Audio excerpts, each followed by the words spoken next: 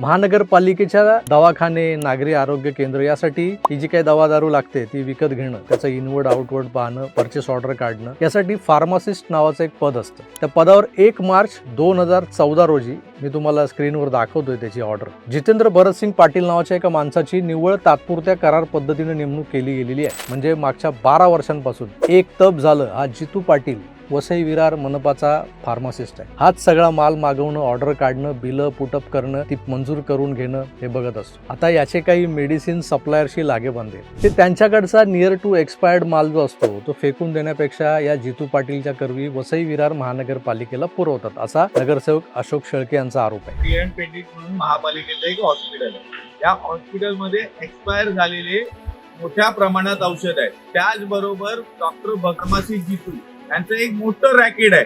या रॅकेटमध्ये हे लोक काय करतात तर एक्सपायर होणार 3 महिने आधी ऑर्डर करतात आणि करोडोचा भ्रष्टाचार डॉक्टर भक्ती आणि त्यांचा फार्मासिस्ट जितू करतोय. आणि ह्या सगळ्यात कमिशनर काय झोपले आहेत का? लोकांच्या जीवाशी का खेळलं जातं? आता तुम्ही वरती जा, एक्सपायर झालेली औषधासोबत नवीन औषधं एकत्र जॉईंट आहेत. 2022 ची एक्सपायर झालेली औषधं पण आज त्या यांच्या लॅब यांच्या फार्मसीमध्ये आहेत.